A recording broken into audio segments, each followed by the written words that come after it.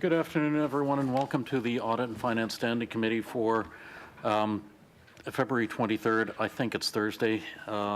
It's 1 p.m. It is Thursday? Good stuff. It's 1 p.m. I am Paul Russell, and I represent Lower Sackville, and I'd like to call the meeting to order. I'd also like to acknowledge that the Halifax Regional Municipality is located in Mi'kma'ki, the ancestral and unceded lands of the Mi'kmaq people. The municipality acknowledges the peace and friendship treaty signed in this territory and recognizes that we are all treaty people. The next item on the agenda is the approval of the minutes of January 19th, 2023.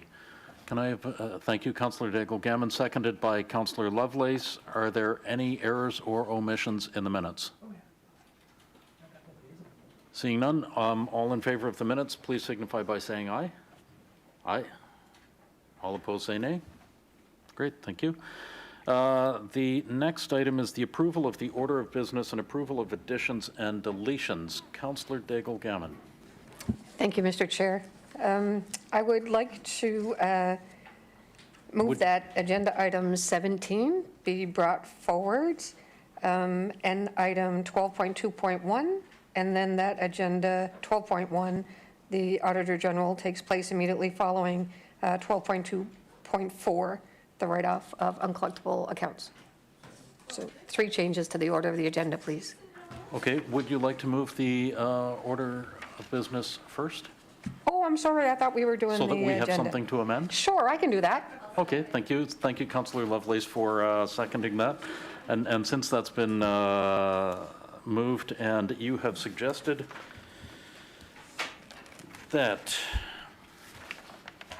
public participation item 17 gets moved up in the agenda, so I would suggest putting that after item 11.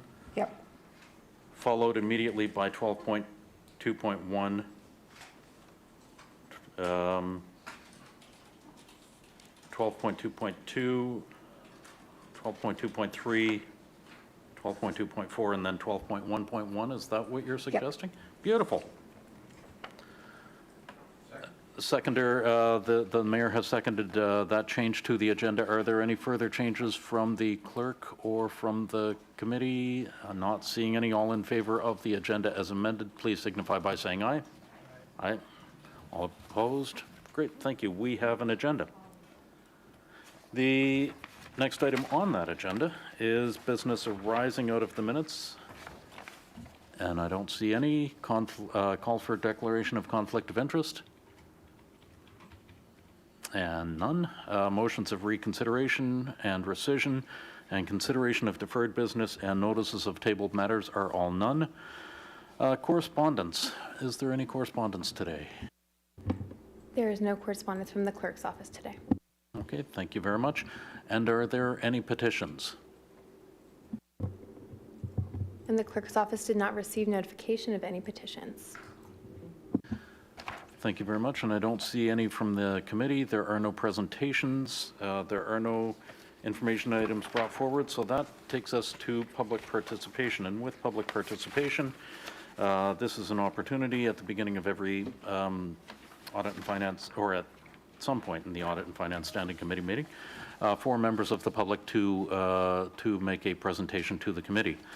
As of 4:30 p.m. Yesterday, there were no speakers registered, so we did have a sign-up sheet outside, and there was one speaker who signed up, so that would be Jeff Bennett.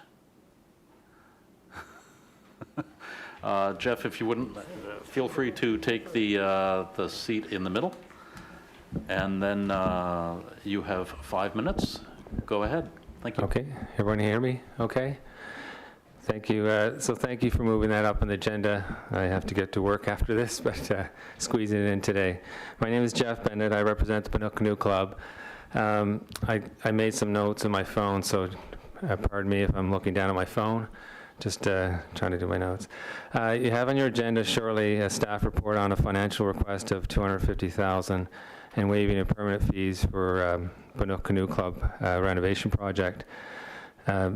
It's made to the standing committee. It was made, the motion was made back in June of 2022. The report, where Bannock Canoe Club is, we've had a chance to read the report yesterday, and we're disappointed as a committee, a group that's championing this renovation. We respectfully disagree with some of the observations of the report. The staff report recommends that Bannock seek funding through established programs. This is practically impossible. Our expenditures would not be eligible for most of these programs. The funding allocations are too small, and timeframes will be prohibitive for a project already facing significant inflationary pressures. The report suggests that we increase our initial cost estimate from 3.9 to 5 million based on recommendations from our fundraising consultants. This is inaccurate. Our revised cost estimates, which currently exceed 4.5 million, have been provided based on detailed work from architectural and engineering professionals. WSP is leading that group. We have not increased projected costs without valid analysis and due diligence. The report notes that the $250,000 is for work on municipal lands, and any expenditures undertaken are no longer needed. We did make this linkage in our request of June, but June 2022, but it was to strengthen the support for the expenditures. The full funding of $250,000 is still required, as well as the waiving of permit fees. HRM has typically participated as a funder in major renovation projects for boating clubs throughout the city, far in excess of the 5.9% requested by Bannock Canoe Club. This is the most significant renovation project for Bannock Canoe Club in its 120-year history. Expenditures are focused on safety, accessibility, and stabilizing the building to protect it from significant runoff from surrounding HRM lands. Other orders of government have recognized the importance of the project and are supporting it financially. It is important that HRM recognize the significance and be a funding partner. We ask that you support the grant allocation of $250,000 plus $15,000 estimated for permanent fees to Bannock Canoe Club. The total request, therefore, is for $265,000 as per original request of June 22, 2022. So thanks for listening to me, and I hope you can approve the request. Thank you. Thank you very much for your presentation, Jeff. We have nobody listed on the board who would be asking a question of clarification. So thank you. We will take that into consideration, and the Bannock Canoe Club motion, as you have heard, has been moved up in the agenda to be able to be discussed while you're here. Great. Thank you very much. Okay, thank you. Are there any other individuals in the call-in? Good afternoon.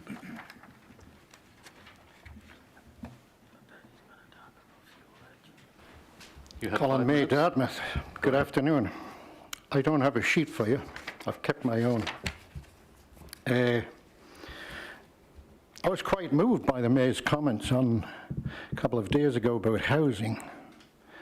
And I think we should all bear in mind the terrible tragedy, not just here, but across the country. And as I see it getting worse, in fact, just over a week ago, walking through Christchurch Cemetery, and I came upon the hall, and a man was there, and it was 4 o'clock in the afternoon, and I asked him if he was waiting for the hall to open up for the homeless, and he said, well, I'm actually from Windsor, and I have cancer, and I have a medical appointment, and I can't afford a hotel, so when I come down here, I come to the church hall. I mean, it's, in nearly 50 years of living here, it's unprecedented. And I think throughout the budget, not just the council, but the public has to think, you know, maybe we should just spend on what's absolutely essential, and other things sort of delay for a year or two, and ask the province and the feds to do the same thing. And it's to see what I see now compared with, I have a photograph at home that I took in 1966 in El Salvador on a dirty, dusty road with a man lying on a bench. And his shack was actually selling Alka-Seltzer, and he had 4 children there. And normally I never took pictures of poverty in other parts of the world. I didn't think it was right. But in this case, the man smiled at me and gave me a nod, so I took the one photo, and I still have it. And now and then I look at it and just think to myself, well, he's probably dead now, but goodness knows what his children are living like. I went through a comparison of the fuel budgets for the past several years. And as you know, I've often talked about hedging. But in the past number of days, I came to the conclusion, after going through financial statements of school boards in the province, that the problem that is being faced as regards fuel is provincial-wide. And I don't think the answer lies in HRM exploring hedging. I think the answer lies in the province exploring hedging. Just looking at what the document you have on the agenda later on, and you add up the fuel overages, the deficit, projected deficit according to the staff report when you add it up, is 10.5 million. And the budget originally was only 13.2 across all departments. I've looked at the only school board so far that I've found that actually reveals fuel costs is HRSB. And so one of my suggestions would be that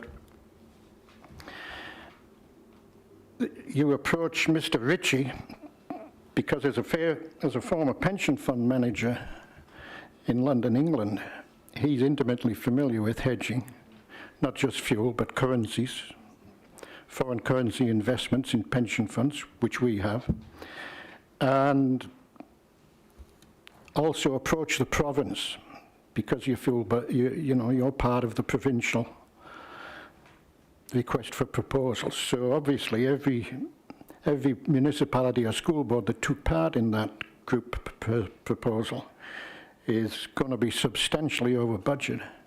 So I don't think it's really after going through many of these documents, I, a couple of days ago, reached the conclusion that the problem is far bigger than what you face and what we face. It's a problem right across the province. And if other provinces or other major municipalities can hedge and hedge successfully, I don't see any reason why we shouldn't. And I'll just say one last thing. Earlier in the week, I was reading what they call an earnings call for Ryanair. And Mr. Ryan, Mayor Sarich knows Ryanair, and everybody in Europe. It's an airline that's twice the size of Air Canada, and he has a substantial number of jets on order. And it's quite amusing when he speaks about how he built his airline and how, so on the earnings call, he inevitably got the call about, well, how's your fuel hedging going? And he said, well, actually, he said, a while ago we hedged all our fuel at $65 US a barrel for crude oil. Anyway, I'll leave it at that. My time's up, and I don't think there's any reason for me to come back to any future budget meeting. Thank you.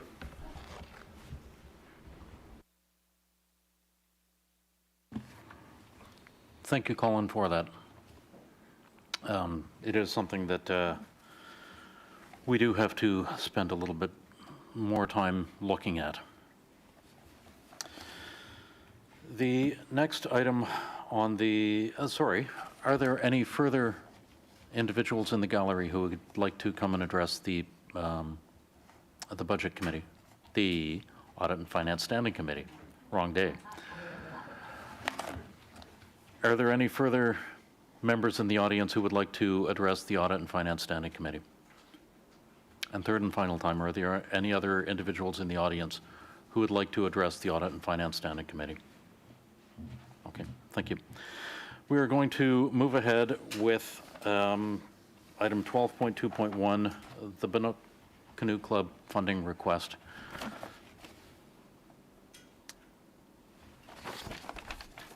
At this point, there is no presentation available. We do have staff available who are able to answer any questions on this request.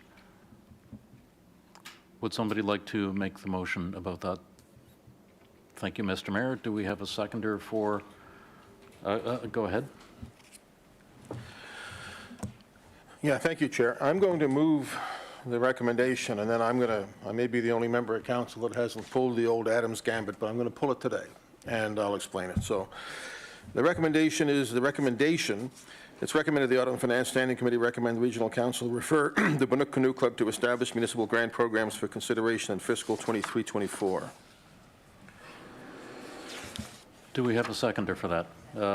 Councillor Stoddard.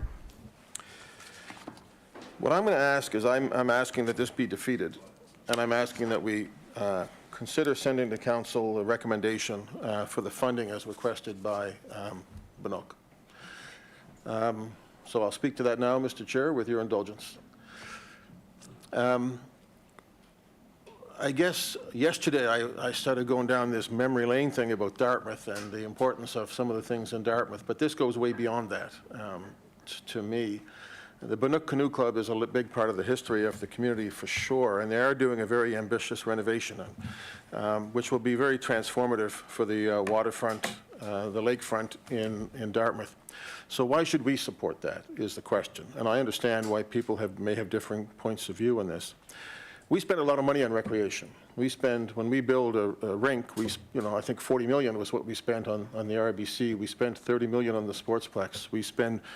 We contributed to the Atlantic Tennis Center and to a number of other facilities as well. We build soccer facilities. We build football fields now. We build pump tracks. All of these things build a community in which people want to live and support the whole community, but particularly support, I think, young people in the community and give them a place to spend time in a place that's safe for them and also helps to develop them, in some cases, as athletes. And in the case of Lake Bannock,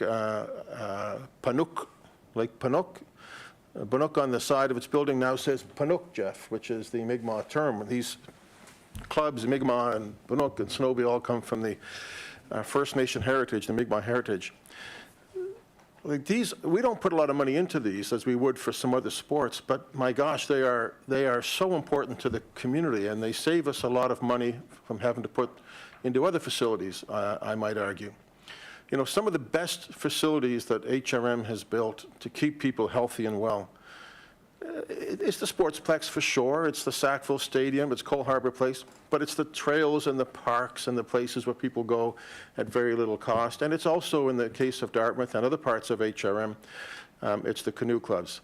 What Bannock is asking for here is very small. It's in the range of 5 or 6% of the total contribution. The provincial government has, I don't even know if it's in the reporting, but the provincial government's committed $2.5 million?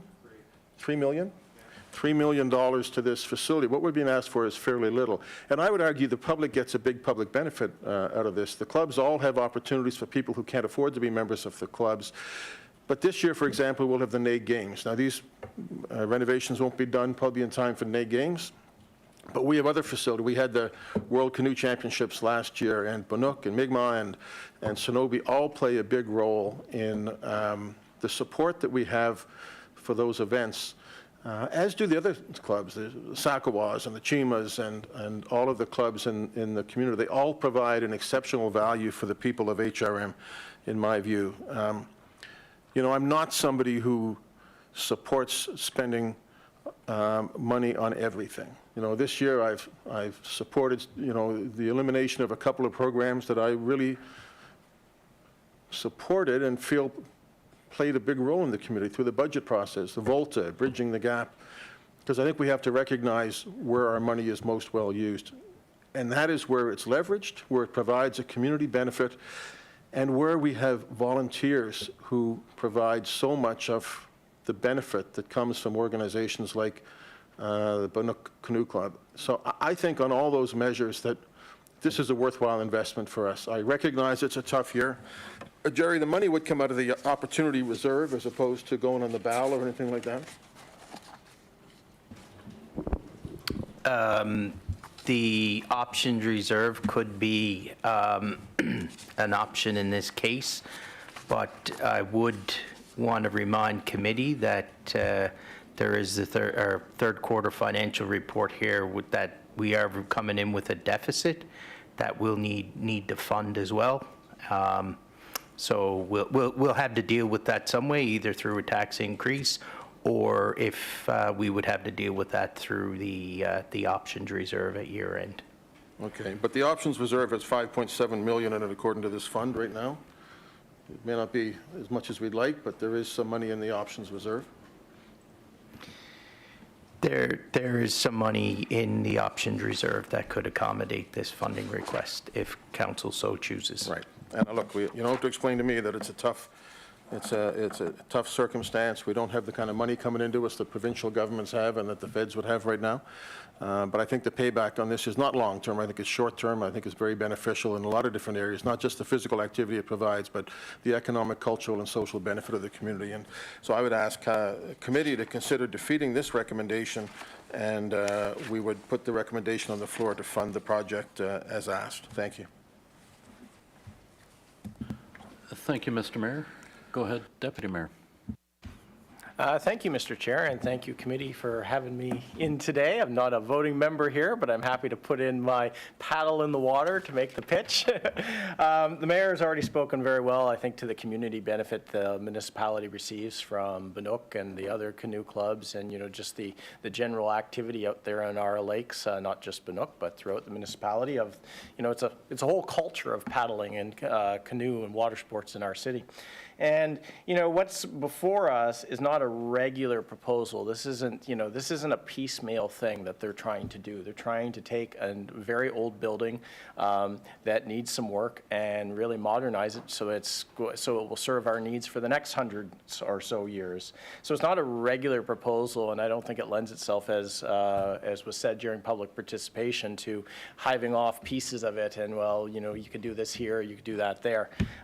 It's kind of it's an all-in sort of thing. And the staff recommendation, I wasn't all that surprised. And this is staff, PJ's here in the crowd, doing the good work that we always ask them to. It doesn't fit into a bucket, right? That we don't have a bucket for these sorts of major one-time asks. And so council, our job is, we entertain these things. And, that comes to mind Khyber, Hospice, Cultural Link, the Art Gallery, the Y, Bus Stop Theater. All of these came before us, and we all looked at them and said, you know what, we're doing our job, these have benefits to our community on a wider basis, and they're worth us stepping outside of our established programs to provide money to. And I didn't have time to go back through and look at them all, but I know some of those didn't have staff support either. So I think it's entirely appropriate for us to look at doing that here. The things that I think of, what do we look for? As the mayor's already illustrated, we look for community benefit, and I think that's well demonstrated and well understood out there. We look to, is the money leveraged? There's a major investment from the province here. And Bannock is committed to some substantial fundraising asks from the community. I noted in the report, their fees are going to go up, but they're also going to be hitting up, of course, everyone in Dartmouth, business, alumni, everybody to pitch in and help with this. And our total ask, 5.8%. If we could be so lucky that all the asks came to us with looking for just 5.8%, that would take a lot of pressure off our budget when these things come in. It's a very small ask for a very big payoff and a very big benefit, and so I would urge the committee to support the mayor and go for the alternative. Thank you. Thank you, Deputy Mayor. I'm going to ask Jerry to speak for a sec. Thank you, Mr. Chair.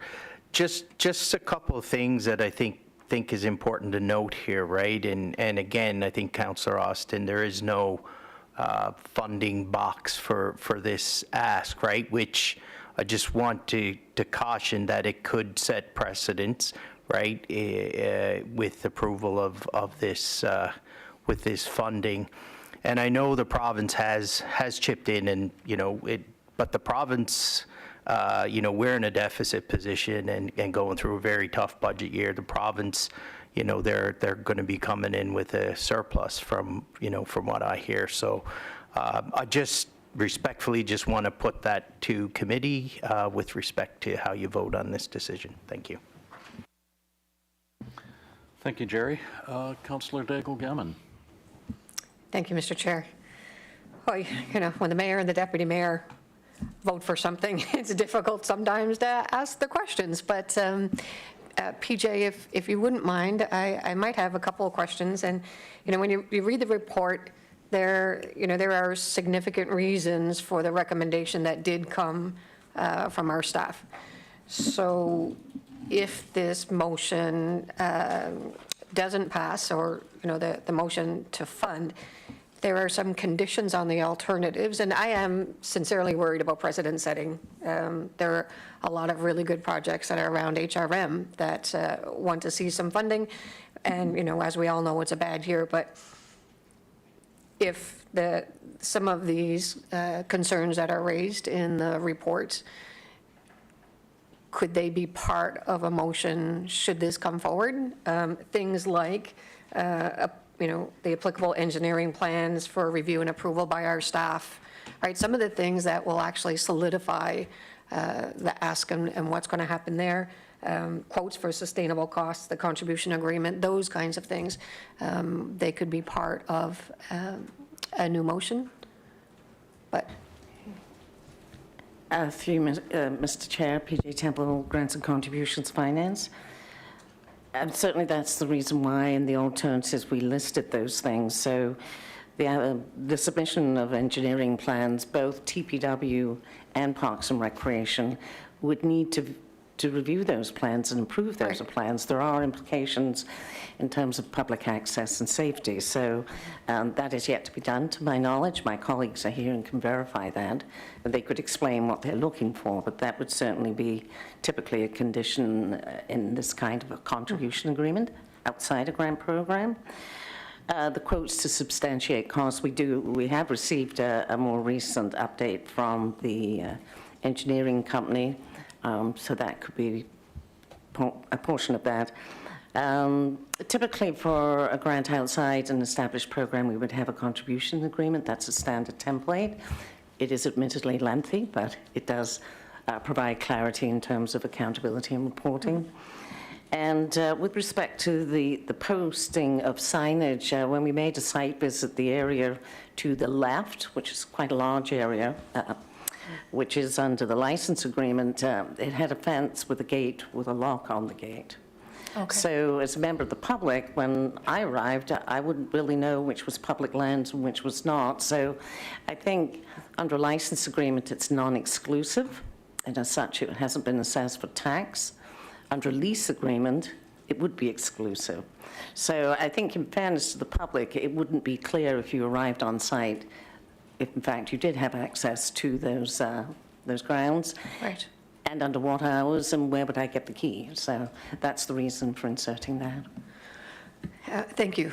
There's no doubt, the value of the Bannock Canoe Club to the community and to the history of Dartmouth, all that kind of stuff. I think just making sure that all of the I's are dots and the T's are crossed, and, HRM is protected in a lot of ways, as well as a canoe club, making sure that when we get challenged, and we will, on precedent-setting behavior, that we know that we've done all of the due diligence. So thank you very much. Thank you, Councillor Daigle-Gammon. Go ahead, Councillor Hensby. Thank you much, Mr. Chairman. I too worried about the precedents it may be setting, but I also agree there's certain facilities in our municipality that should have special consideration, and I always felt our canoe clubs, I think we have at least 7 competitive canoe clubs in HRM, and a lot of them have gone through some recent renovations or expansions. I think Ocheen was trying to do some. I know Masquad had a big expansion. Arena Canoe Club, we're still going through their expansion. I know Micmac and Bannock are, trying to keep up their facilities that they have. I know Shinobi did an expansion a few years ago. So it's good to see that these canoe clubs are expanding, but it also has the challenge of trying to keep up the facilities. With the Bannock, I think it does have a significance in our history in the Dartmouth region. But I would be asking the local councillors for the area is so hopefully they'll make a contribution from the district funds as much as they can possibly afford to.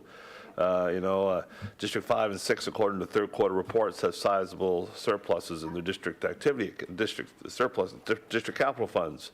I've always made it a point in my practice is always cap any district capital project to any of my communities at $10,000. So I don't know if the local 2 district councilors could contribute $20,000, 10 apiece towards a particular endeavor.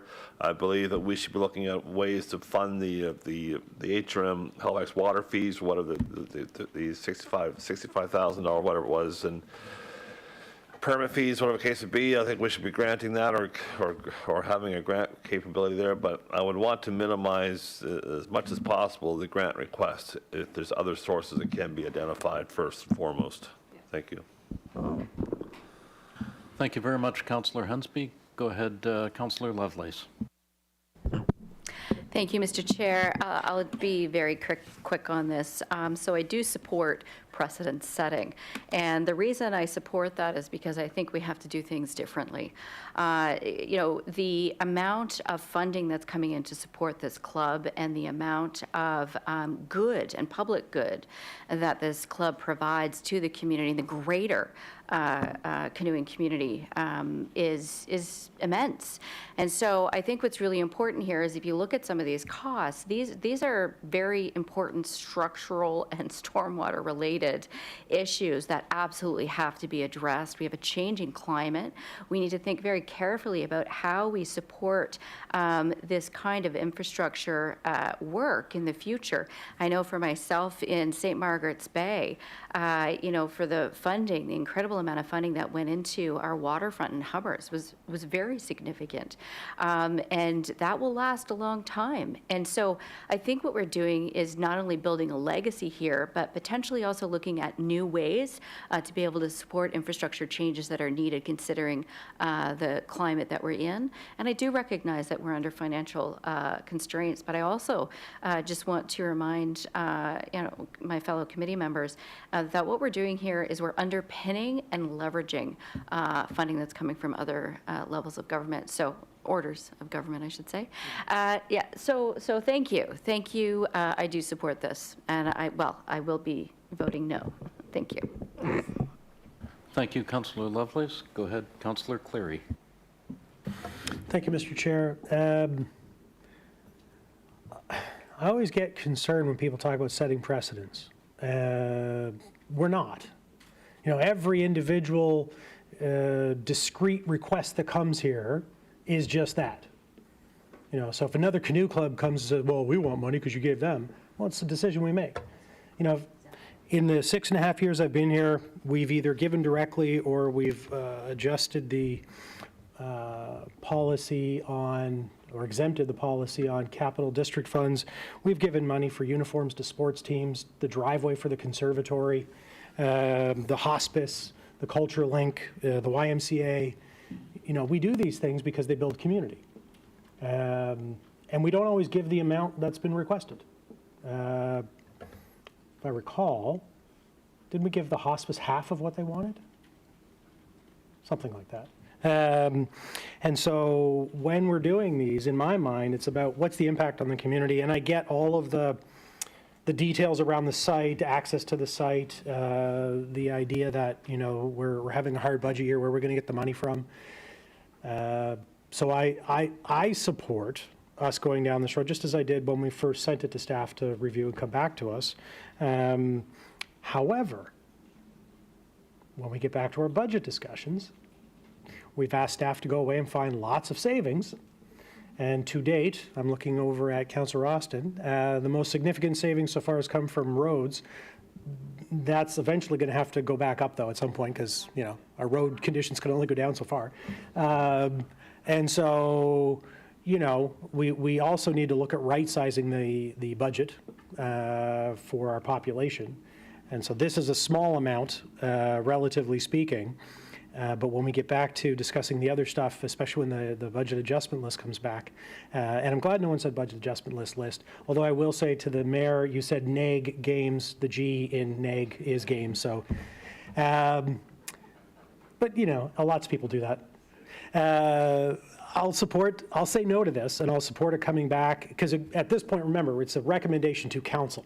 We're going to have another discussion on this topic again, and that'll be interesting to see. But if we truly want to build a community, especially an accessible, thriving recreation community, we can either let these types of nonprofits do what they do and support them, or let them fall apart, and then we have to build our own canoe clubs. You know, I look at St. Mary's Boat Club, you know, we couldn't do the type of programming that Bannock and Micmac and other clubs do out of there. And so unless we're willing to create municipal canoe clubs at tens and tens or maybe hundreds of millions of dollars, supporting the ones that are there, I think are really important for the community. Thank you, Mr. Chair. Thank you very much, Councillor Cleary.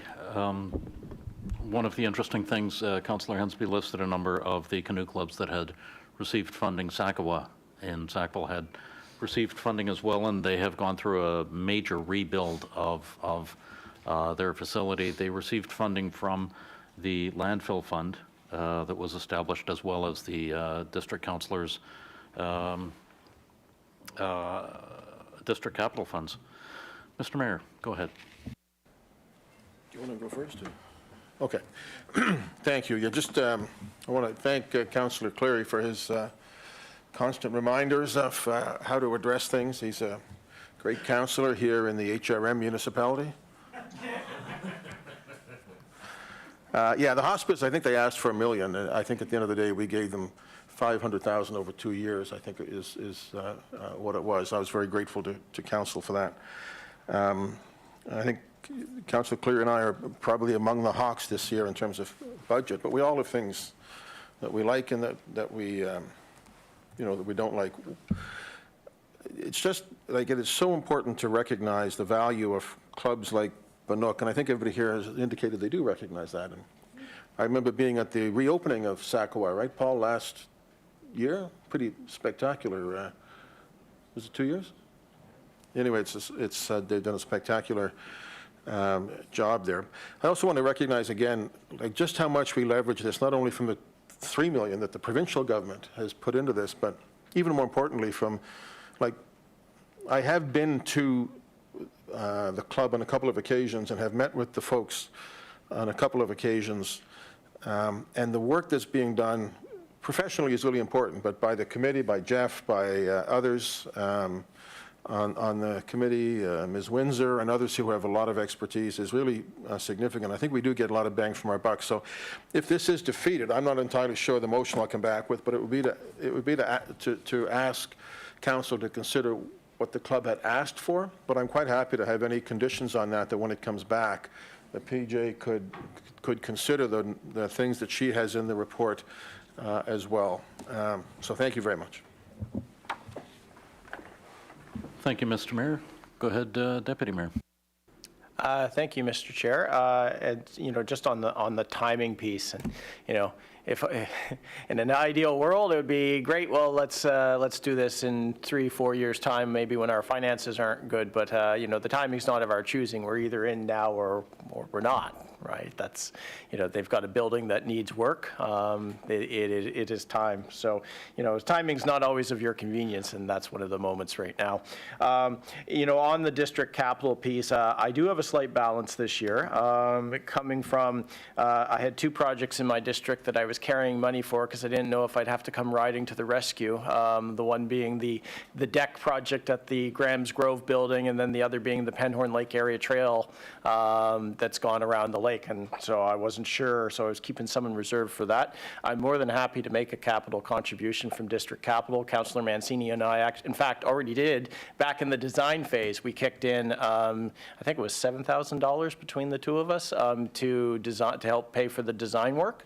I'm more than happy to do that again, but I don't have $265,000 to put on it, so need the rest of your help. It's a little bit bigger than district capital. It'd be district capital for 4 or 5 years to ever make anything like that. Thank you. Thank you, Deputy Mayor. Go ahead, Councillor Cleary. I was going to take this offline, but since Councillor Austin mentioned it, I do have a sizable balance in district capital fund, so, and it's not in my district. I'd be happy to contribute as well. I don't know if I could do the full 265. Well, 250 because the other is just waiving of fees, I think. But you know, I could come in. There you go. Thank you very much, Councillor Cleary. I don't see any other speakers on the list. So are we ready for the question on the original motion? The question's been called. So just a vote over by hands. So all in favor of the motion, please signify by saying aye. All opposed, say nay. That motion is defeated.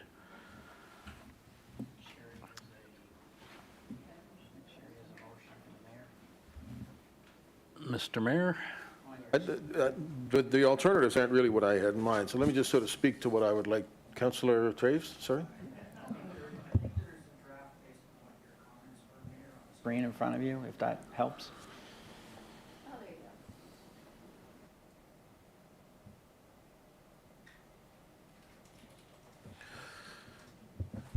Yeah, if we're going to go to council, so the other thing was there was $15,000, up to $15,000 in permit fees, I think, Deputy Mayor, right? There was, they'd like to have considered for a write-off as well. So it'd be $250,000 plus up to $15,000.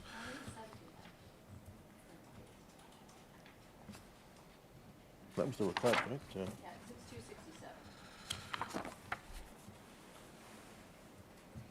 267.5, so difference is 17,500. Let's just make an even million. An even million. 267,000, up to 267,000, in the amount of $267,500 to be funded from the option reserve. And I just ask, Councillor Daigle-Gammon raised the point, and it was well spoken to. I do think that we want to make sure that we, is there something, PJ, is there something we would add to this that would give you the integrity that you need? Well, I'm seeing that in the recommendation, but. So if the committee selects this option to advance to Regional Council, the funding be conditional upon the following? Through you, Mr. Chair, to the Mayor. Yes, I would recommend if you go to page 8, It's right here. the dots there. PJ, if I may, Mayor, that's Just put this up. Mayor, that's included in the motion on the screen. Okay, We've said. that's fine. Okay.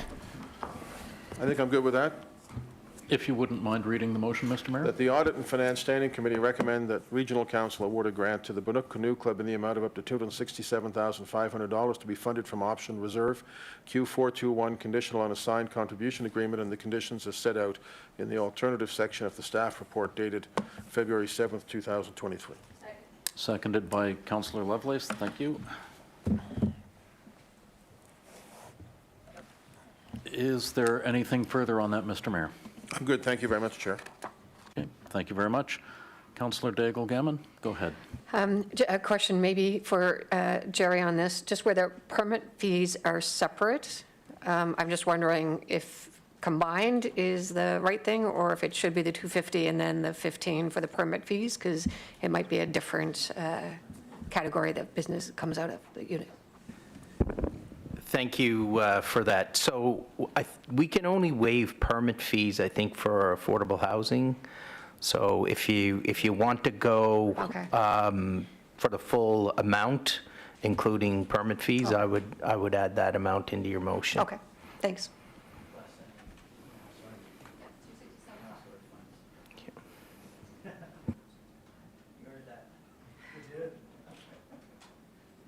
Councillor Daigle-Gammon? Oh, I'm done, thanks. Okay, so at this point, the permit fees would not be included in that. I don't. Oh, they are included in the total amount? Okay. Okay, thank you. At this point, I see no further speakers on the list. The question has been called. All in favor, please signify by saying aye. Aye. All opposed, say nay. Great, that motion passes. Thank you very much, everybody. Thank you, Deputy Mayor and Jeff, for sitting in for this portion of the meeting. The next item on the agenda, jumping around a little bit again, is 12.2.2, increase to contract RFQ 21002. There is no presentation associated with this. Go ahead, Mr. Mayor. Okay, unless somebody else Let's wants just, to. I'm just going to ask us to hold on for a second so that we get back to the right motion, or the right point in the system. Go ahead, Mr. Mayor, if you wouldn't mind punching in again. Thank you. Go ahead. Okay, so it's 12.2.2 is where we are? That the Audit and Finance Standing Committee recommend that Council, one, approve a budget increase to project account number CW200003, rural depots in the amount of $26,121 net HST included to accommodate increases in the U.S. exchange rate. And number two, approve an unbudgeted reserve withdrawal of $26,121 net HST included from Q556 Solid Waste Facilities Reserve to fund this increase. Seconded by Councillor Hensby. Thank you very much. Go ahead, Mr. Mayor. I think I've said all I need to say on it, which is nothing. Okay, and I don't see any further speakers on the list. So all in favor of the motion, please signify by saying aye. Aye. All opposed, say nay. Great. Thank you very much.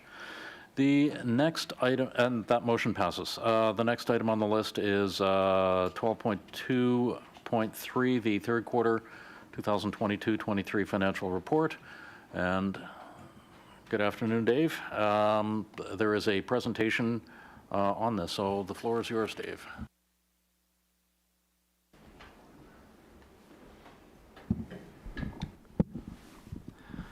Good afternoon. Dave Harley, Director of Accounting and Financial Reporting. I'm here today to take you through the third quarter financial update. So beginning with our general rate, deficit this year, actually. We're projecting a deficit currently of $730,000. Biggest increases to this, as we heard earlier, to the increase in fuel costs, which are up about $10.5 million, primarily due to the increase in fuel prices. We've seen a decrease in our D-transfer tax this year of $7 million. We saw a decrease in our building permit revenues of about $5.8 million, just largely due to lower than planned volume of permits being issued. We've had an increase in winter maintenance and collection contracts of $2.2 million. A lot of that is largely related to fuel increases that were built into those contracts. Hurricane Fiona cleanup costs currently identified at about $2 million. We know that number, there are additional costs out there, so we're still in our collection phase of this, and we will be increasing that number as we go forward. Those costs have already been expended for the most part, and they're built into our forecast. We just haven't clearly identified them as being related to Hurricane Fiona, so we're still going through with that work. And finally, we have increased building repairs and maintenance costs of about $1.7 million. It's largely due to unplanned work and rising fuel and the material costs. So offsetting the deficit that we're seeing, so we have at last year's budget, we did agree to transfer $11.4 million of the prior year surplus into the current year to fund off primarily things like the inflationary pressures we were seeing, including that those fuel prices that we knew were spiking at that point in time. So that was an $11.4 million increase to this year's ability to spend on those. We've received $8.7 million for the COVID recovery grant for transit from the Government of Canada. We've seen a decrease in our compensation and benefits of $3.8 million compared to budget. We've had decreased external service costs of $3.7 million. That's largely due to delays in programs and things like the studies that we had in planning and development that were funded up both within the budget and then with a grant from the province. And we've also seen an increase in diversion credit revenues of $755,000. So there are still risks and opportunities that we continue to monitor. As it's been throughout the year, the inflationary increases and stock shortages have had significant impacts on our ability to both complete projects and have driven up the prices of those projects significantly throughout the year. Commodity costs are increasing. We've seen the big increases in fuel and diesel. There's potentially some shifts in the cost of salt. We've seen quite recently the Nova Scotia Power electrical rate increases, and we know there's going to be a carbon tax coming in on fuel in the next year. So staffing levels continue to be a risk that we're monitoring. Winter-related weather conditions, so we live in Nova Scotia, obviously, so winter-related weather, just a thing we have to deal with as it happens. And then finally, just the housing crisis that we're currently experiencing throughout the municipality. Looking at our councillors' funds, so there's the two funds, the district capital and district activity. The district capital funds have a total budget of $3.1 million for the year. $2 million of that has been spent or committed, leaving $1.1 million available, and this is as of December 31st. District activity funds, we have a $72,000 budget. $50,700 of that has been spent or committed, and there's $21,300 available to spend by the end of the year. For the 21 recreational area rates, so at the beginning of the year, we had a surplus in these accounts that we carried forward of $1.2 million. We've seen revenues coming in of $478,000 compared to expenses on the year of $736,000, which leaves us with a surplus of $908,000 as of December 31st. And attachment 5 would show you the details of the individual recreational area rates. Moving on to reserves.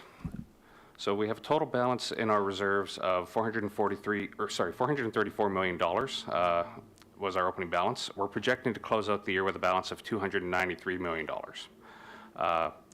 As we go out through the future years, you can see in 23-24, we expect to have $307 million, $316 million in 24-25, all the way up to $361 million in 26-27.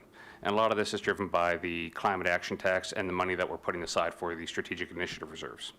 So looking at that $361 million, we actually have commitments against that money of $334 million, leaving only $26 million unencumbered within those reserves to spend.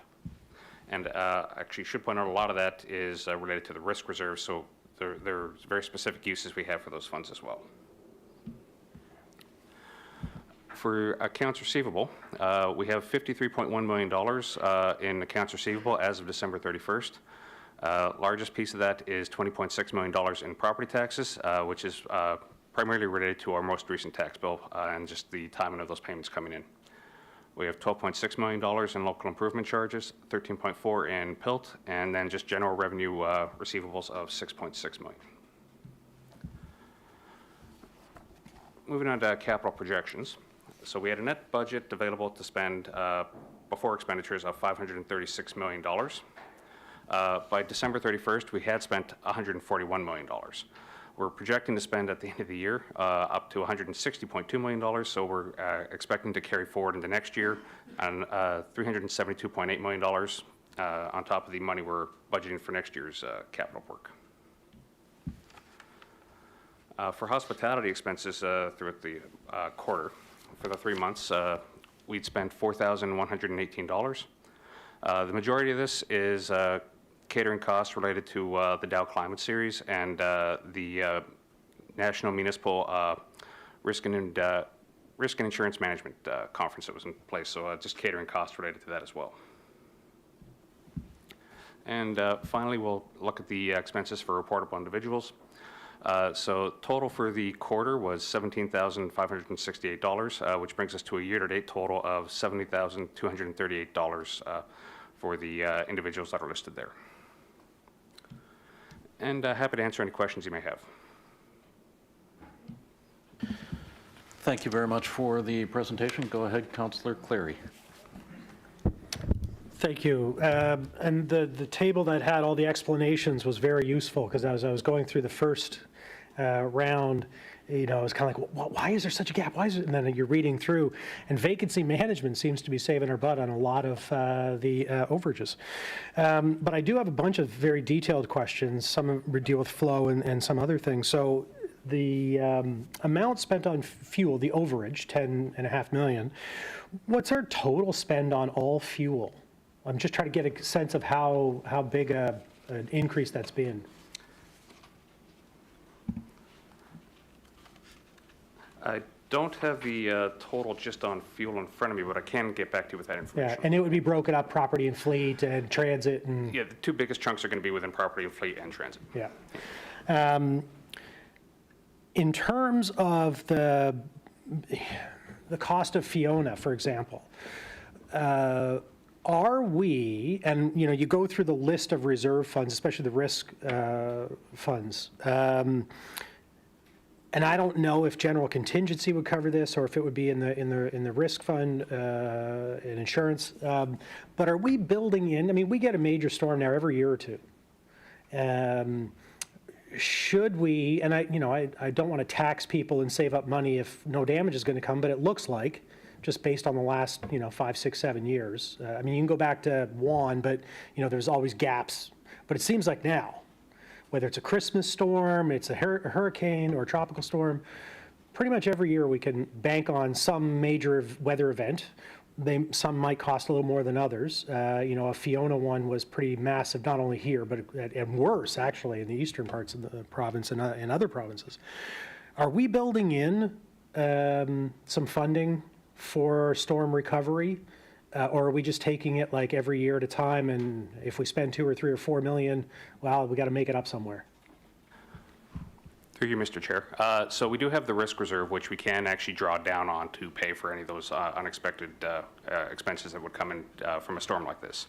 In this case, we also have, the province has actually got a funding plan that's set up that we're going to be looking to utilize once we have done our due diligence in terms of tracking down those changes, seeing what's actually qualifies for funding through this program that the province has set up, and we'll be looking to get some of this funding reimbursed from the province at that point in time. As I understand it, though, there's quite a lag, like years long, in collecting all of the expenses and then submitting those and then finally getting reimbursed. I think the mayor joked, but probably not that out of line, that, the WAN recovery funds just came in a little while ago. So what is that lag time? Because obviously we're going to be out of cash for a period of time before we recover any of it.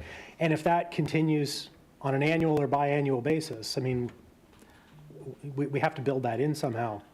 Yeah, so what we're going to look to do at the end of the year is, once we have a better sense of what our potential recovery could be, we can actually book an accrual against that so that the funds would be recognized in this year versus in future years. So we can actually do that if we have a good solid understanding of what it is. If not, we actually have that ability to go and look at what we have in the reserves and say, do we need to look potentially utilizing some of this now? Is the cost benefit of doing so realistic that we think there's enough reason to use those funds at this point, or do we want to save them for potentially larger storms that may come? Because Fiona was a particularly sizable storm for the province, less so in Halifax itself. Yeah. So it wasn't one that really triggered an immediate need to rely on those funds at that point. And in the very short time I have left, and I don't know if you'll have the details of this one because it's in transit, but if you look at the transit fund for the electric buses, I think it was $64 million. It seems we've spent most of it already, and we're only getting the tour and the EV demo this next week maybe. And so the buses won't arrive for a while. Is it pretty normal for us to spend it so far ahead of getting delivery? Is that pretty normal on those kind of fleet? I'm actually going to see if Crystal Nallin wants to come up. She has a little bit more knowledge of the capital.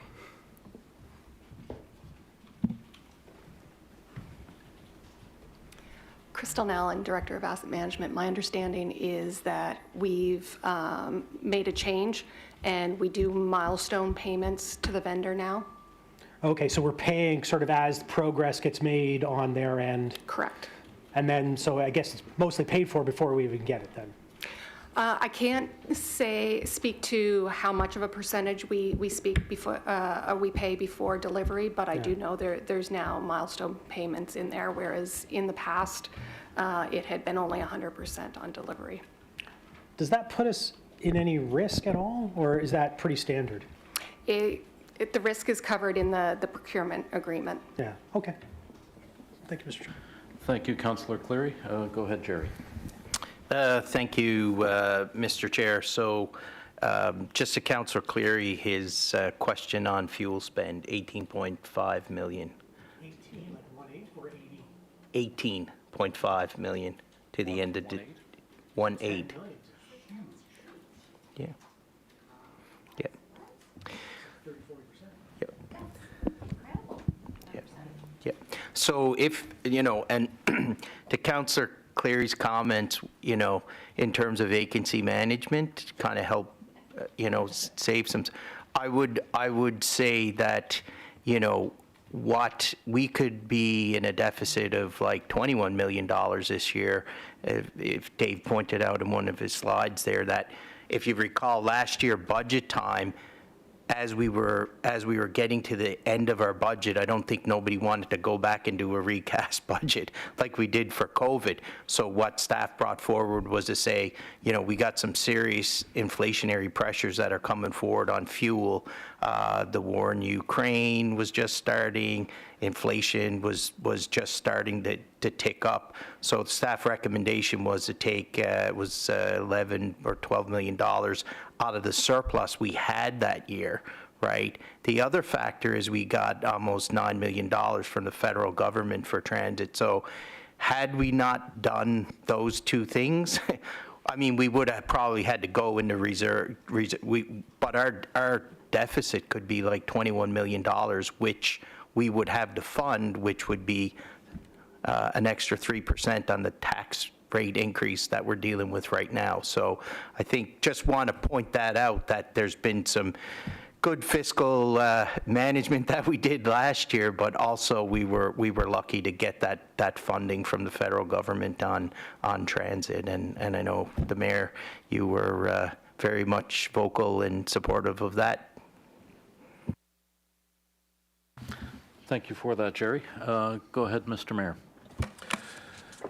Yeah, I was going to say that you know, that's $9 million, right? And that's helpful. I'm not going to go back and fight all battles. It should have been a lot more than that, because under the terms of the agreement, the provincial government was supposed to match that and did in other provinces, but didn't do it here. But the money flowed through, and it was helpful, helpful to us. And I was just going to say, I had a meeting this morning with Jeanette Petitpas-Taylor, who's the Minister of ECO, and we talked about where we are in terms of our costs, because I remember having the discussion with Brad about how much we spent on trees. Wasn't it $2 million or something like that, that we had to, $2 million worth of tree? Anyway, some crazy number that came out. And of course, the province, we've been keeping track. We give it to the province. The province then submits it to the federal government. I think the federal government picks up, under at least the disaster mitigation thing, 90% of that cost or something. And that's a direct flow through, right? If we give our money to the province and it's accepted by the feds, we don't then have to go to the province and say, you know, we should get this percentage. We've already submitted what our costs were. Is that how that works?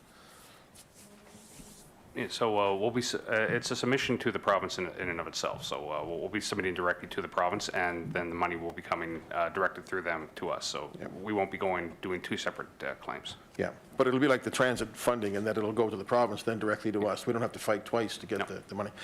So the detransfer is down $6 million, $5 million, was it? $7 million. So our detransfer budget this year was 83 million. And so recognizing that it all depends when it comes in, we sometimes have an idea of what's being sold, what's happening in the marketplace. Do we have any sense where we'll be at detransfer? I mean, that's the biggest sort of, I guess you could call it, variable in the budget in some ways. Through you, Mr. Chair. So we actually, we reached out and had some analysis done by CanMac coming to this budget process to get a good sense of where we think the future of detransfer tax is going to go, and that's kind of led to where we are in terms of our budget. So we're actually budgeting a lower number for our detransfer tax in the upcoming year. So I think we're projecting to be about $76 million right now. Our budget for next year is sitting around $75 million. Yeah. But I'm sorry, projected to the end of this year. At the end of this fiscal year, we're projecting to be about $76 million versus our budget of $83 million.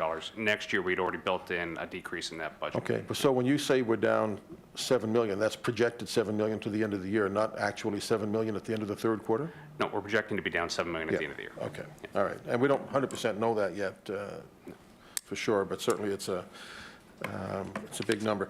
And so on the fuel, I mean, I remember asking last year, shouldn't we have more in fuel? Not that I wanted to increase taxes, but, and Mr. Mays here, who's talked to us about hedging. We don't hedge on our fuel, correct? I wish I had it home, because I saw what it did to my fuel oil budget, but. Yeah, that's correct, and I really don't think we have the authority. I don't know if, Renee wanted to talk about that, but when you look at fuel hedging, it's going into volatile markets, and, the the same reason that, in our investment policy that we don't invest in equity markets. I don't think it'd be a very nice, pleasant experience to come back here and say, we lost $2 million in a quarter or something like that, right? So it's just all about volatility, but I see Renee's coming there. She's our treasurer and can certainly talk more intelligently to hedging than what I can. Thank you.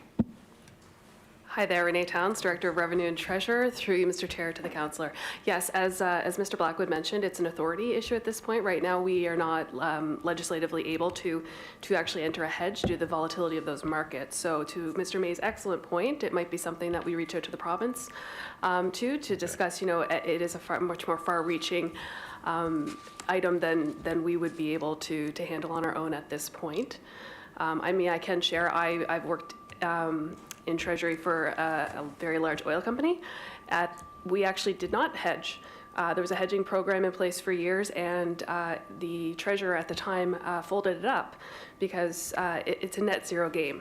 So you're going to come in. There's going to be winners and losers, and you have to decide. Do you take the loss if you lock in?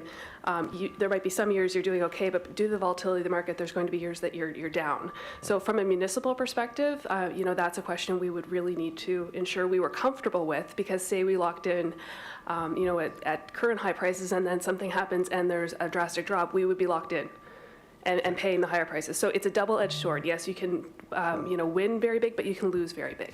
That's like insurance, right? It's the reason you take insurance is a gamble too in some ways, but not having it's a bigger gamble. So I get that. Does the province hedge its fuel oil? To my knowledge, no, sir.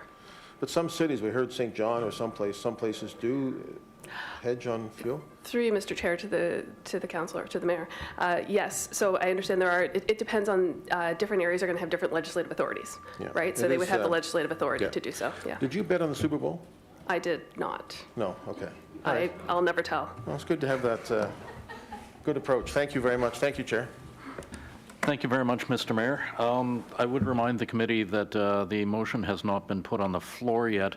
I do have a couple of questions until someone punches in to put that on the floor, or a couple of comments as well. The risk reserve has about 10 million in it, which I think is a good start. I'm wondering if we would think that that's enough, or should it be built up a little bit? I'm pleased to see that the opportunity reserves have been preserved. I recognize that a significant amount of work has gone into making sure that those are preserved should they be needed. We have a municipal election reserve that covers the cost of the municipal election. In between municipal elections, we do two things. One of them is we have by-elections occasionally. I'm familiar with one of those. And the other one is we have district boundary reviews. I'm wondering if the business case for the municipal election reserve, if it would make sense to extend it to include both by-elections and a district boundary review. We know when those are coming. Nowhere near as frequent as a general election, but they do happen. And the reserve business cases are contained in the budget each year and are updated there. They're not contained anywhere else on the website that I've been able to find. So if someone wants to find out what the business case is for a reserve, they would have to look at the budget documents for that year. I'm wondering if it would make sense to update the website and have them located more centrally available instead of just in the budget documents. So if, Chair, if you wouldn't, sorry, Dave, if you wouldn't mind. Thank you, Mr. Chairman. I'll put the motion forward to the Audit Finance Standing Committee. I'm sorry. Let me try again. Dave Harley. Oh, okay. Thank you. Sure, through you, Mr. Chair. So the first question on the risk reserves. Yeah, we have $10 million kind of put away in there, and you're right, it is a good start. What we also have is the ability, in the case of an emergency, we can utilize other reserve funds to Jerry, I believe, in the case of an emergency, has the authority to shift some of those reserve funds over so that we can utilize them should we need to in the case of a significant enough emergency. So while it's not, we don't want to have too much of those funds sitting there and not being utilized through other means that, would be increasing taxes or doing other things, while we have significant amounts of funds that are sitting in the reserve not being able to be utilized to run the municipality. So I think that's the reason why we don't have too much money squirreled away in that one reserve, but we have the ability to, should we need to, utilize other funds. In terms of the election reserve, it is something we could actually take a look at, looking at the business case on the elections reserve. I don't know offhand which, if we're using it for by-elections or not, but we can take a look and see whether or not we're using it for by-elections or the boundary review, and we'll take that away and take a look at whether or not we need to make some of those changes to that business case. And it's the same with the with posting the business cases online. You're right, we do have them within the budget book. I don't believe we have them anywhere else. We do keep them internally within finance, so we can look at putting them up on the look at what would be required to put them up on the internet, the HRM website. Yeah. Thank you very much, Dave Hurley. Go ahead, Councillor Hensby. I'll put the motion on the floor of the Audit Finance Standing Committee, one, forward the third quarter 2022-23 financial report to the Regional Council for their information, and two, approve the appointment of KPMG as the external auditors for the fiscal year ended March 31st, 2023. Thank you, Councillor Hensby, seconded by Councillor Daigle-Gammon. Are there any further questions on the motion? Just a comment on the election reserve. My understanding is that the election reserve is to help build the kitty up for the election every 4 years, and also have it there in case if there's a by-election for any reason. So we don't have an orbital amount of expenses every fourth year for the election. So I'd like to know in regards to when the election is held, how much of that reserve is actually utilized in regards to paying down the cost of the election. Yeah, thank you, Councillor Hensby. That's correct, right? We build that reserve up, project it to the election to make sure we have enough money in there to fund it.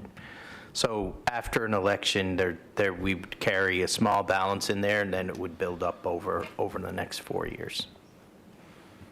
Thank you.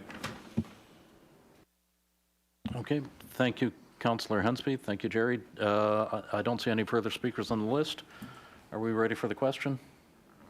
All those in favor of the motion, please signify by saying aye. Aye. All opposed, say nay. Okay, that motion passes. Thank you very much.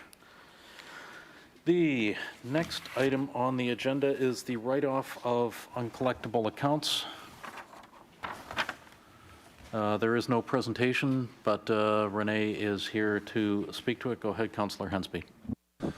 I'll put the motion on the floor, Mr. Chairman. The Audit and Finance Standing Committee, one, forward the staff recommendation report dated February 16, 2023 to the HRM Regional Council for approval, and two, recommend the Regional Council approve A, the real property tax account in the amount of $67,583.81, comprised of $50,871.38 and $16,712.43 interest, summarized in Schedule 1, to be formally written off the books of the account, and B, the general revenue accounts in the amount of $39,036.76, comprised of $38,863.45 principal and $173.31 interest, summarized in Schedule 1, to be formally written out of the books of account.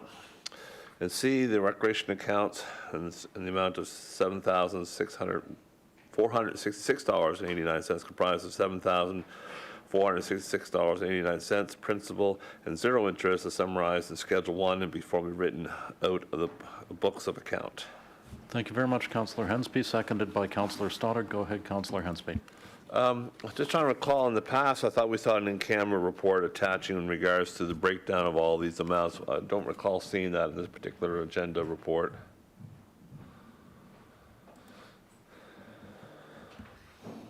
Go ahead, Renee. Thank you. Thank you. Through you, Mr. Chair, to the councillor. Yes, thank you very much. So there has been a change this time. So we had has part of our new tax and revenue system had an external agency perform a privacy impact assessment. And in that privacy impact assessment, they actually identified that releasing the names in a council report was not something we had the legislative authority for.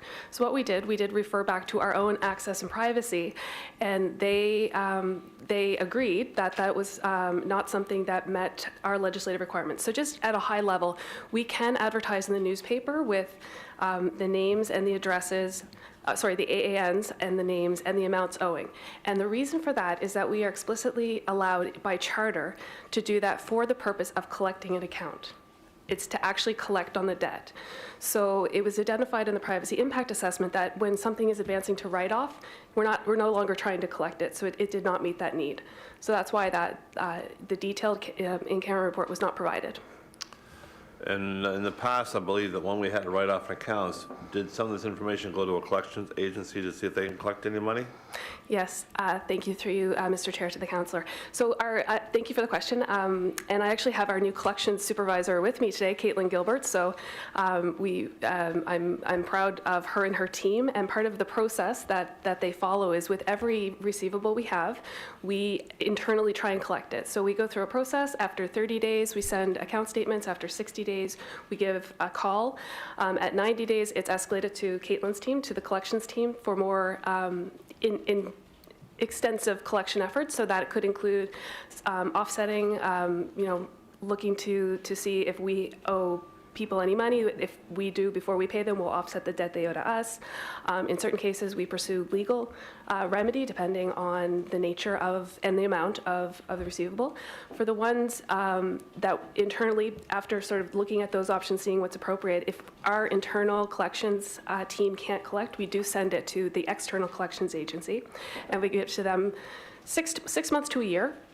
And at that point, if they come back to us and they say they can't locate the person, oftentimes we find, particularly with rec accounts, it's folks who maybe use the facility and then have moved. So, if they indicate they can't find it, at that point, we would recommend for write-off. So, we have a relatively low success rate, to be quite frank, with external collection agencies. It'd be probably 5%, but at some point. So what we do with people who owe us those funds, if they owe us, we mark their accounts, so we have a record of that. So even though we're recommending these for write-off, if somebody shows back up and tries to use an HRM facility, they will need to pay that amount before they are allowed in. So we do have some controls in place to make sure that we are collecting what the municipality is owed.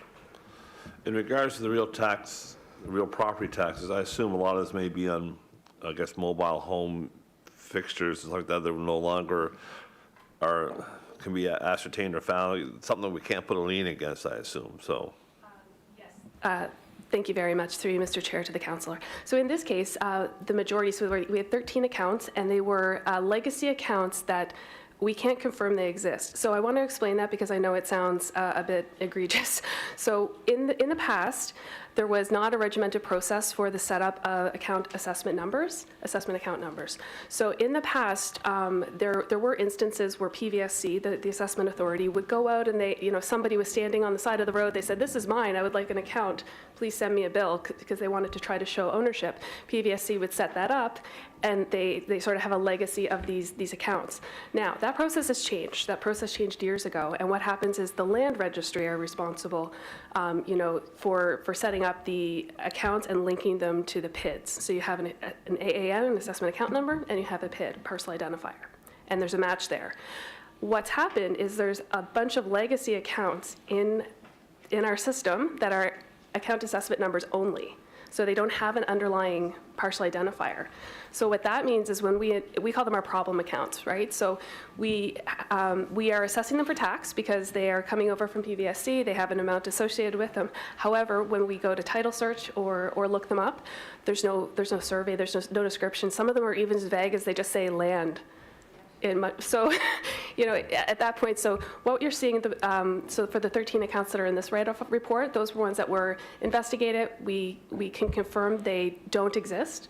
And so the land registry has agreed to remove them from the roll, which means that we will no longer be charging tax to them, which is great. We shouldn't be taxing things to properties that don't exist. And then they will be removed. In regards to a lot of the properties with a PID but don't have an assessment account number, do we have any idea how many of those we have on hand?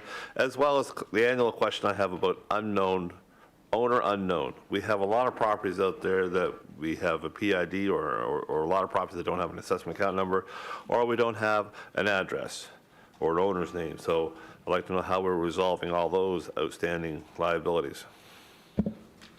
Thank you, through you, Mr. Chair, to the councillor. Yes, it's something we're very interested in as well. We do take a look at that, and we try and pick away at those slowly. So what you're seeing in this write-off report are 13 of those accounts that we managed to locate and prove that we couldn't prove their existence. So some of those owner unknowns, we have the option to go to the province and see if the province will take those on. So we go through that process, and for some of them, again, the ones that are no surveys attached and no, not clear title, we will be continuing to pursue trying to clean those up via having the land registry remove them and having PBSC remove them. The last I looked, there were around, I think over 600 accounts that did not have the corresponding PID and AAN. We did look into the bigger ones because obviously if there are accounts that have the PIDs and no AAN, that means we're not assessing them for tax. So that, of course, that's very concerning to us. We want to make sure that everyone's treated equally. If there's land out there, it should be assessed. The ones that we did find, it was not as bad as it might seem. And by that, I mean, they were assessed. They just were assessed under a different AAN. So it becomes a housekeeping exercise at the land registry because, yeah, either they just didn't get associated properly, so the value will be encompassed on another PID, and then that orphan just needs to really be cleaned up. So it's something we do consistently pick away at throughout the year. Thank you. Just one second. Thank you, Councillor Hensby. Go ahead, Jerry. Thank you, Mr. Chair. And just on that, Councillor Hensby's question, I mean, I certainly wouldn't want to think that we're, I know Renee said we do pick away at them. It's on our radar. We have to work with other levels of government, but I certainly wouldn't want to think we're missing out on huge amounts of tax dollars here. When you look at 500-600 accounts, over 160,000 accounts we manage on a roll, it doesn't even round up to 0.5%. So I just want to put some context there to that, but it is an ongoing thing, and our staff and in collaboration with our partners in legal certainly work hard on that. I also just want to give a bit of a shout out to Renee and her team because our collections overall are, they say, in the private sector, 2% outstanding on collections is very good. I think we're around 1.7 or 1.6%. I know when I was doing that job, I used to think that 97% of past and current year tax levy collected was very good, and I would report that to this committee. So some big improvements made there, and especially not to mention that the delivery of the new tax and revenue module by Renee and her team, and to deliver on that KPI. So receivables are in very good shape. Thank you.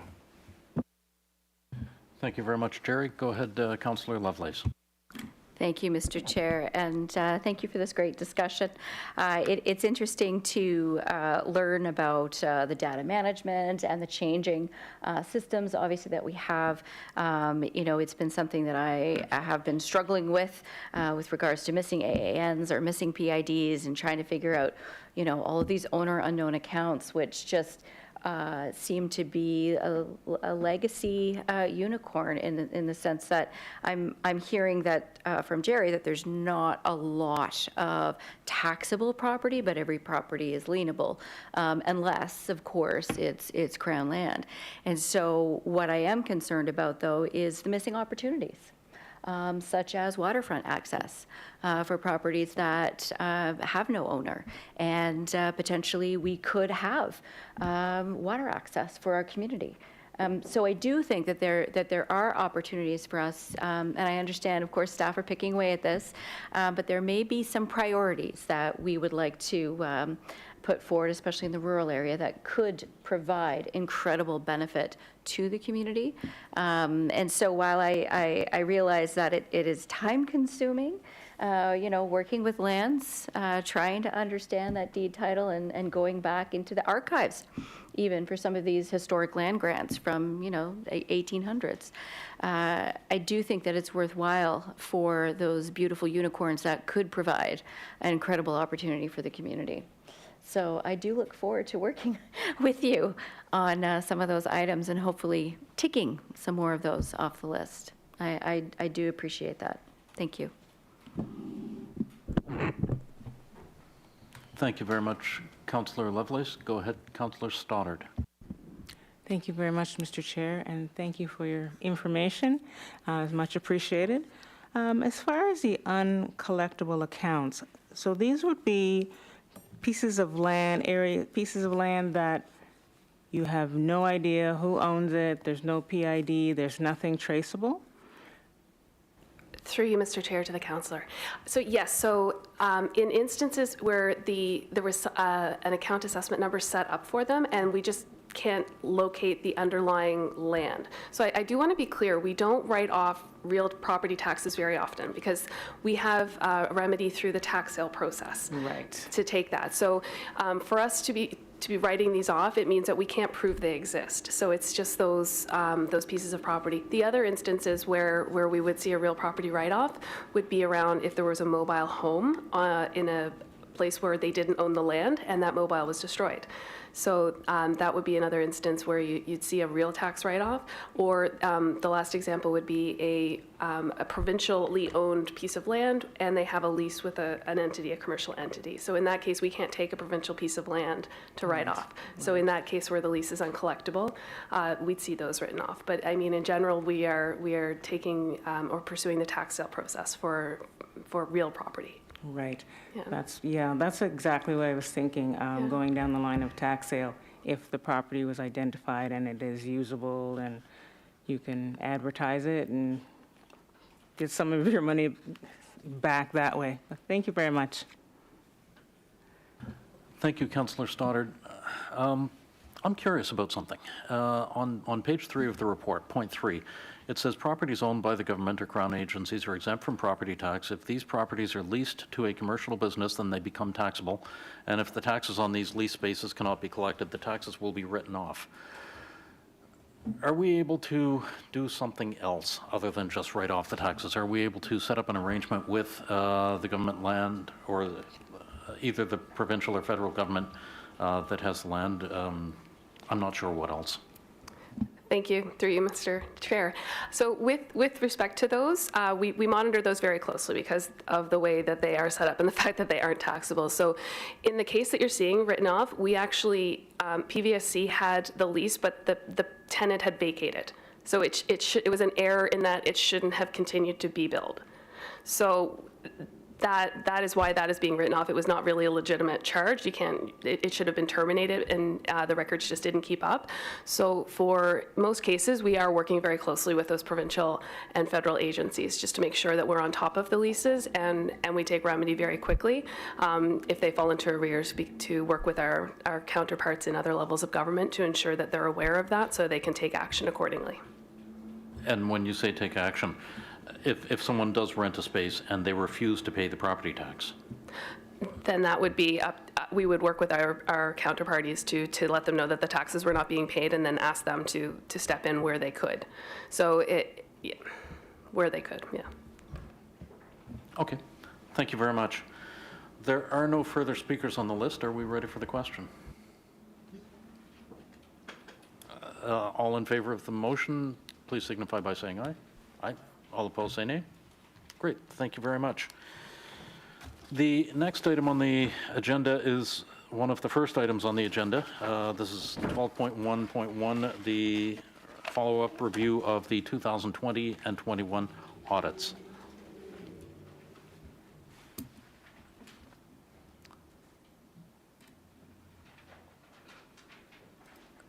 And welcome, Evangeline. The floor is yours. Thank you, and good afternoon. I'll just get my presentation. up and running.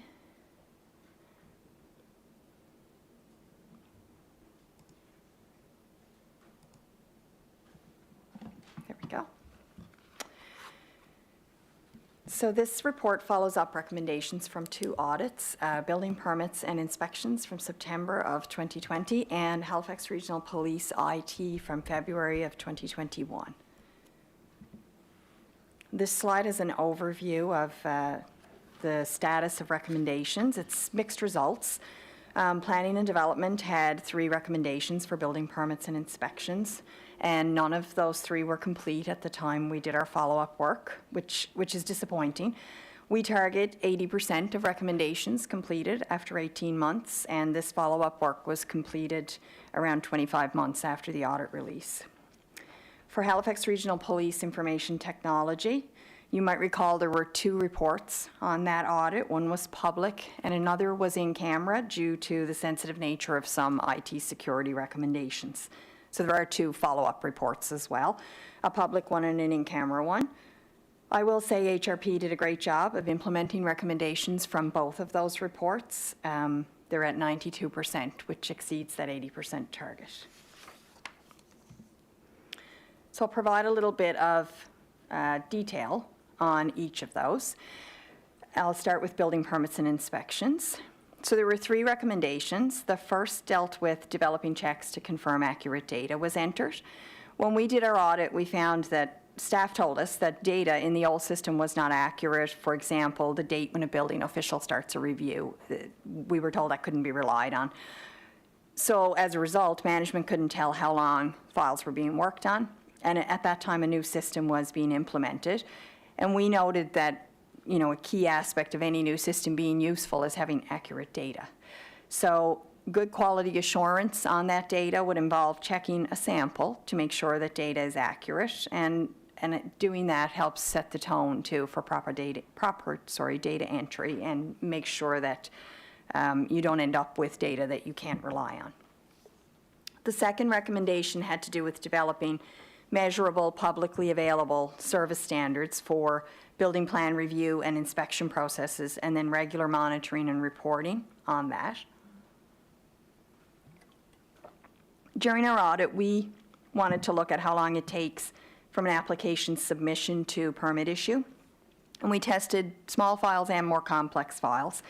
We found there was only 1 documented service standard that dealt with the turnaround time for a large building and only if there was a pre-application meeting. And at that time, management was not monitoring whether that standard was met. At the time of the audit and currently, you know, HRM citizens who want building permits and inspections, I believe, should have access to publicly available reporting that tells them how long they can expect to wait.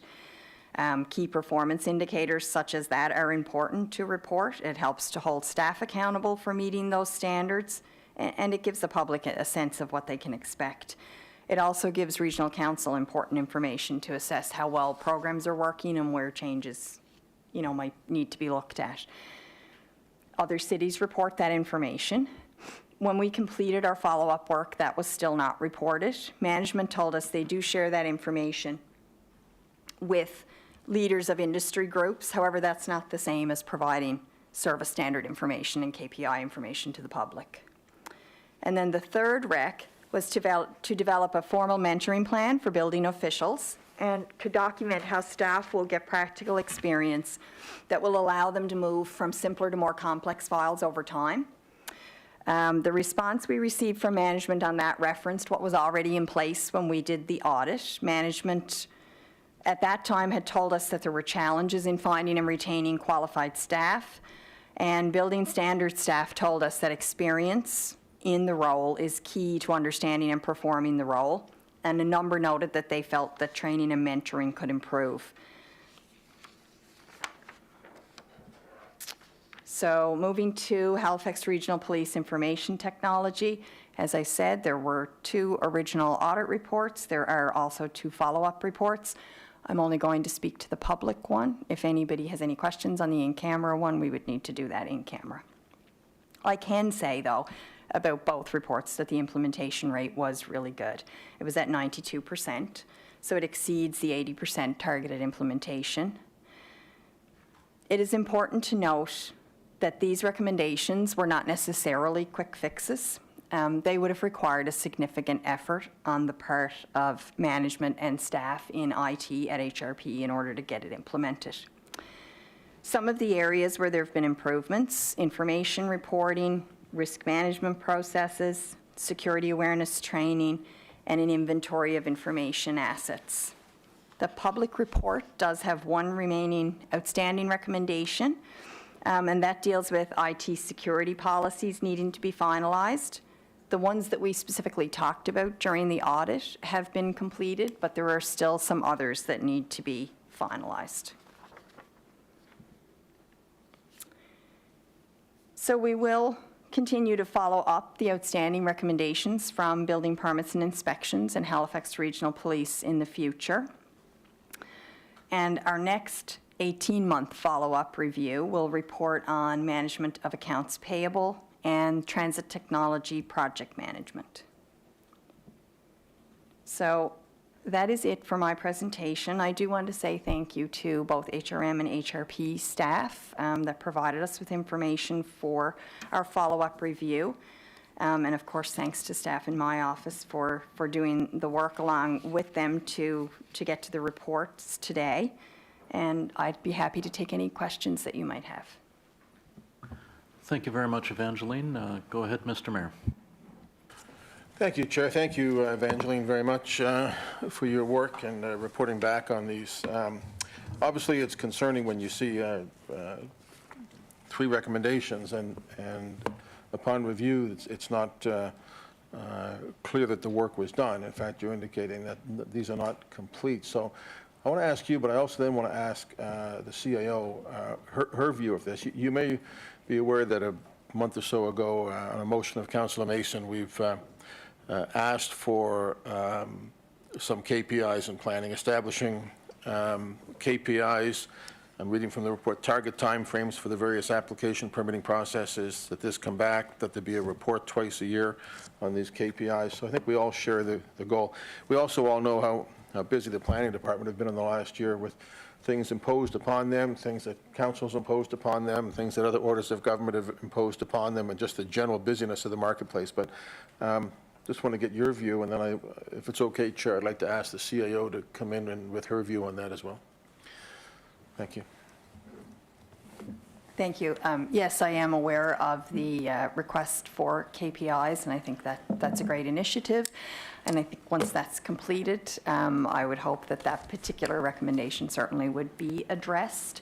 And the other thing that I will note, and the CAO may have more information on this, is, we completed our follow-up work in December, and so work may well have started after the council recommendation, the motion to have KPIs. There may have been some additional work that was started subsequent to that, and that would not be reflected in this because we did finish our work in December in order to go through our internal quality assurance processes prior to getting to here today.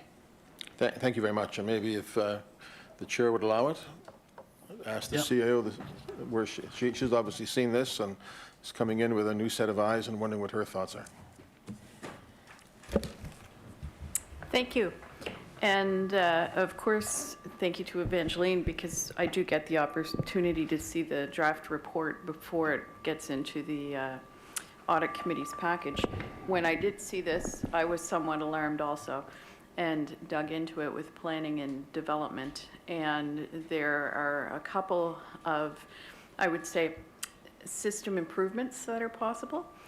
The follow-up audit form that was sent to planning and development, when planning and development staff filled it out, they actually didn't fill it out completely.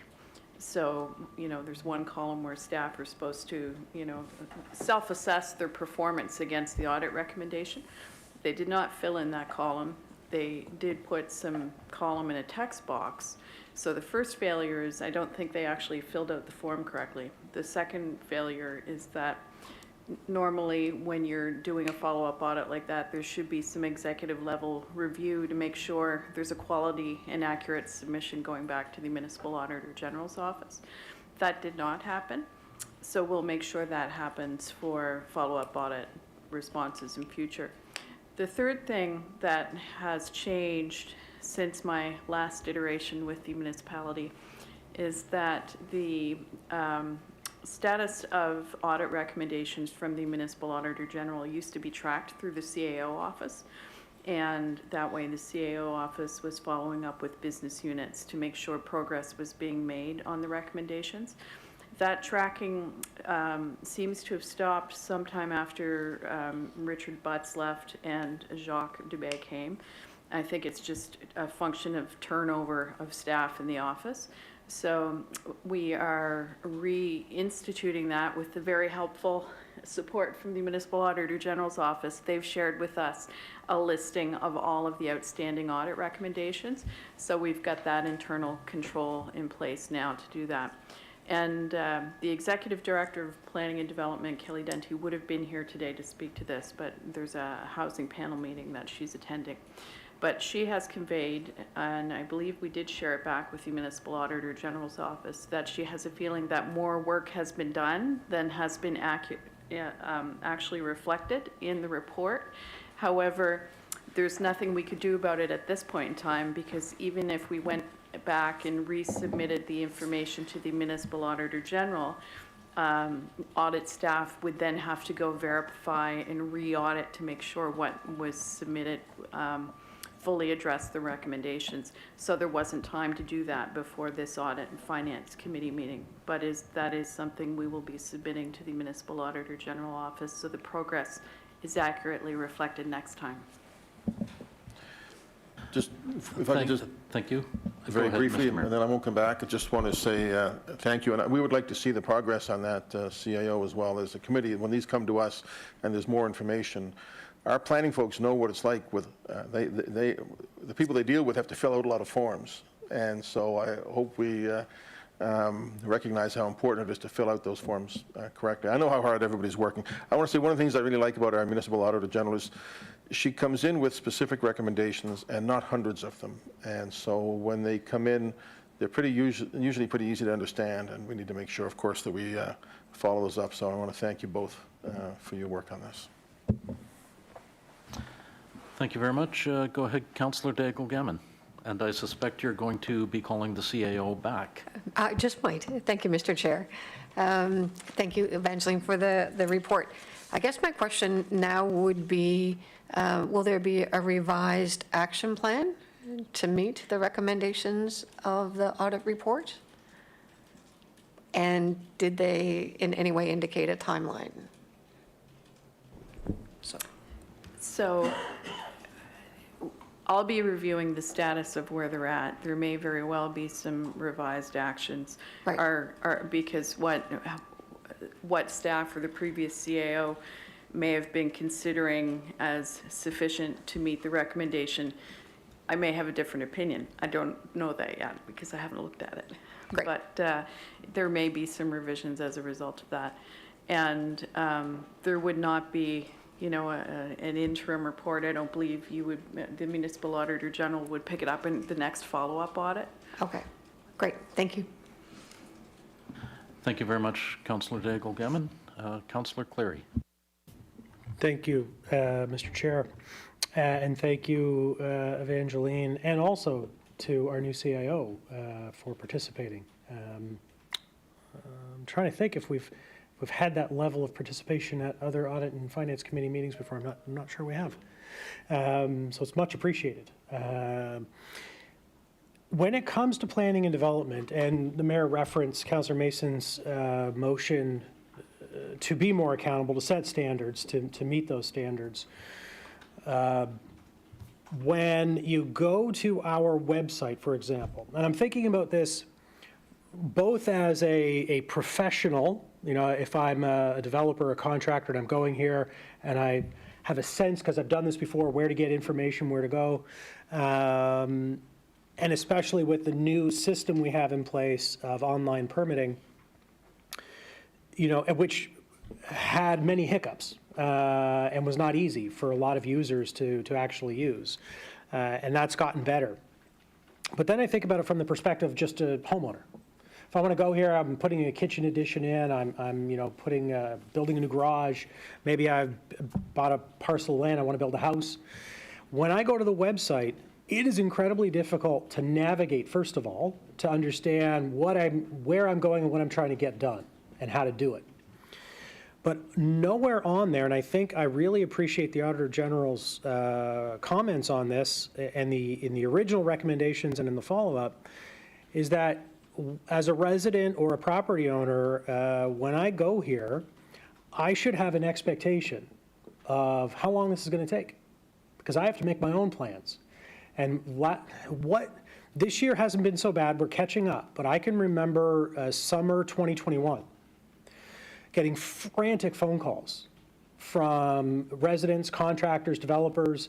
I put in, it could have been a deck addition or something along those lines. I put in my permit. I'm being told no one's even going to get back to me for the next 2 or 3 months.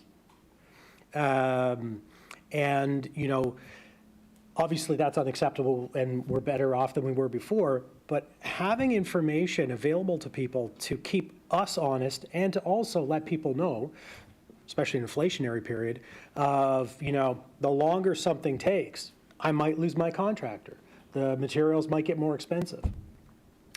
That would be very helpful to have on there, those KPIs of, here's the window.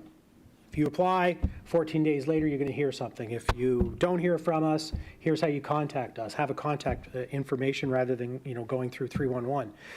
That kind of stuff, being as user-friendly and as, I hate the idea of being customer-oriented and treating residents as customers. But in this particular case, they are customers in that sense, that they've got a product they want, we're the ones giving it to them, and they want to build it. And so I hope that's kind of the direction we ultimately move in, so that when people go here, it's easier to get around, but they know what to expect in terms of how we, as a municipality, deal with them. And especially in the housing crisis we're in. I've heard from a number of people about who want to put in basement apartments, attic apartments, how difficult it is to kind of navigate the site, get information on how to do it, and they've just thrown up their hands and said, it's too complicated, I'm not going to do it. And there's a student, a family, a professional that might have an apartment but doesn't because we make it too complicated for them and it's uncertain. I don't know if you have any comments on that, and we'll see what the report comes back from Planning and Development on Councillor Mason's motion. But the idea that we need to be more accountable, particularly in this area, and in all areas, but particularly in this area, I think is really, really important. So I appreciate that feedback. Do not disagree. Thank you very much for that overwhelming support. Councillor Daigle-Gammon. Thank you, Mr. Chair. I know that this report is available should the rest of Regional Council want to look at it, but just as a point of due diligence, I wonder if we might consider a motion to refer this as an information item to Regional Council. So you are actually making the motion to forward Yes. both of these reports to Regional Council for their information? Yes. Okay, thank you. That's what I thought I heard, Councillor Daigle-Gammon. Is there anything further on that? Not seeing anything. Are we ready for the question on that motion? All in favor, please signify by saying aye. Aye. All opposed? Great, that motion passes. Thank you very much, Evangeline. Thank you, CAO, for your help with that. The next item on the agenda, where are we? 12.3, the Grants Committee, there is nothing from that. There is nothing on 12.4, Members of Standing Committee. There are no motions. The in-camera item was a...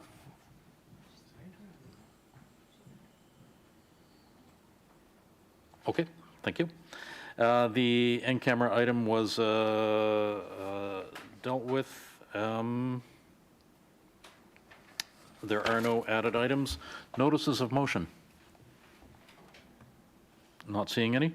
We have taken care of the public participation portion of the meeting. The next meeting is 4 weeks from today, March 23rd. And with that, a motion to adjourn from Councillor Lovelace. Great, thank you very much. We stand adjourned.